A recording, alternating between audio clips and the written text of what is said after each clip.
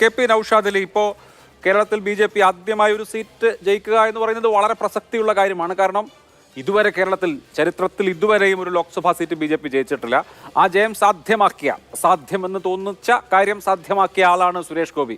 ആ സുരേഷ് ഗോപി മന്ത്രിയാകുമെന്ന് എല്ലാവർക്കും ഉറപ്പായിരുന്നു. തൃശ്ശൂരിലെ ഏറ്റവും വലിയ പ്രചാരണ വാചകം തന്നെ തൃശ്ശൂരിനൊരു കേന്ദ്രമന്ത്രി എന്നുള്ളതായിരുന്നു. അപ്പോൾ ആ കേന്ദ്രമന്ത്രി പദം ഇപ്പോൾ സാധ്യമായിരിക്കുന്നു. സുരേഷ് ഗോപി ഇന്നലെ സത്യപ്രതിജ്ഞ ചെയ്തു. ഇന്നിപ്പോൾ വകുപ്പുകൾ വരുമ്പോൾ അദ്ദേഹം ടൂറിസത്തിൻ്റെയും സാംസ്കാരികത്തിൻ്റെയും ചുമതലയുള്ള സഹമന്ത്രിയാണ്.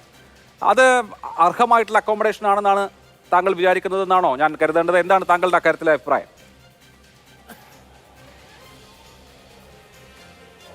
അഭിലാഷ്, ഇവിടെ ബി ജെ പി ലോക്സഭാ തെരഞ്ഞെടുപ്പിൽ കേരളത്തിൽ മത്സരിക്കുമ്പോൾ ഞാൻ മനസ്സിലാക്കുന്നതിന് 7ഓളം മണ്ഡലങ്ങളിൽ അവർ കേന്ദ്രമന്ത്രി നിങ്ങൾക്ക് വേണമെങ്കിൽ ഇന്നയാളെ വിജയിപ്പിക്കൂ എന്ന മട്ടിൽ ചുമരുകൾ എഴുതുകയും പ്രചരണം നടത്തുകയും ചെയ്തിട്ടുണ്ട്. തിരുവനന്തപുരം ജില്ലയിൽ 2 മണ്ഡലങ്ങളിലുണ്ട്, അതുപോലെ തന്നെ ആലപ്പുഴയുണ്ട്, പത്തനംതിട്ടയുണ്ട്, സുരേഷ് ഗോപിയുണ്ട്, പിന്നെ സുരേന്ദ്രനുണ്ട്. അങ്ങനെ ഒരു 6ഓ 7ഓ പേർ അത്തരത്തിലുള്ള വാഗ്ദാനങ്ങൾ ജനങ്ങൾക്ക് നൽകിയിരുന്നു. സുരേഷ് ഗോപിയെ ജനങ്ങൾ വിജയിപ്പിച്ചു.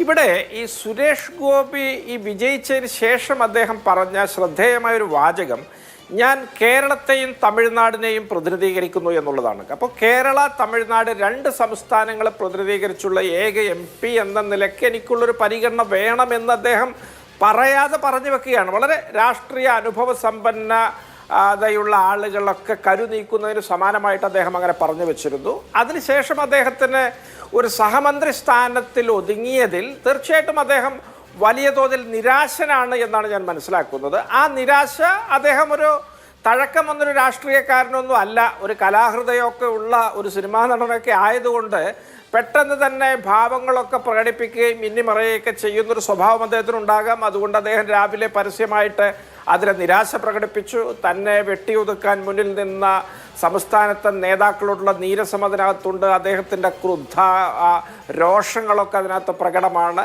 പിന്നെ തീർച്ചയായിട്ടും പിന്നെ പുത്തരിയിൽ തന്നെ കല്ല് കടിക്കുന്നത് ദേശീയ തലത്തിൽ തന്നെ BJP-യുടെ മുഖത്തേൽക്കുന്ന അടിയാവും എന്നുള്ളത് കൊണ്ട് വലിയ തോതിലുള്ള ഇടപെടലുകൾ ആ വിഷയത്തിൽ നടന്നിരിക്കാനിടയുണ്ട്. അങ്ങനെ അദ്ദേഹം പതിവ് പോലെ അദ്ദേഹത്തിൻ്റെ വാചകം വിഴുങ്ങിക്കൊണ്ട് കിട്ടിയതുമായി താതാത്മ്യപ്പെട്ട് അങ്ങ് മുന്നോട്ട് പോകാൻ തീരുമാനിച്ചു എന്നാണ് ഞാൻ മനസ്സിലാക്കുന്നത്.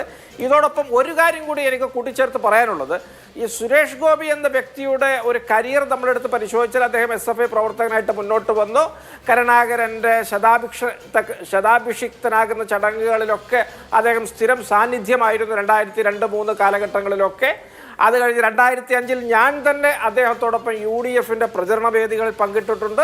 പിന്നീട് അദ്ദേഹം അവസരങ്ങൾ ലഭിക്കാതായതുകൊണ്ടാകാം അവസരങ്ങൾ തേടിയുള്ള യാത്രയുടെ അവസാനം BJP-യിലാണ് എത്തിച്ചേർന്നത്. അവിടെയും അദ്ദേഹത്തിന് സംസ്ഥാന നേതൃത്വമൊക്കെ പലപ്പോഴും പ്രതിബന്ധങ്ങൾ തീർത്തിട്ടുണ്ടാകാം.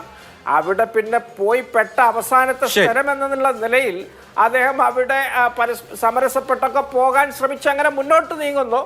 ഏതായാലും അദ്ദേഹത്തിന് ഇത്തരത്തിലുള്ള നിരാശകൾ ഒന്നിനു പുറകെ മറ്റൊന്നായി വന്നാൽ അദ്ദേഹത്തിൻ്റെ വിശ്വരൂപം, അദ്ദേഹം കമ്മീഷണർ സിനിമയിലും മേഖലയിലൊക്കെ പുറത്തെടുത്ത വിശ്വരൂപം BJP-ക്കാർക്ക് കാണാൻ ഇടയാകും എന്നുള്ളതാണ് എൻ്റെ ഒരു നിരീക്ഷണം, എൻ്റെ ഒരു തോന്നൽ. ശരി, ഓക്കെ, അതൊക്കെ കാത്തിരുന്ന് കാണാം.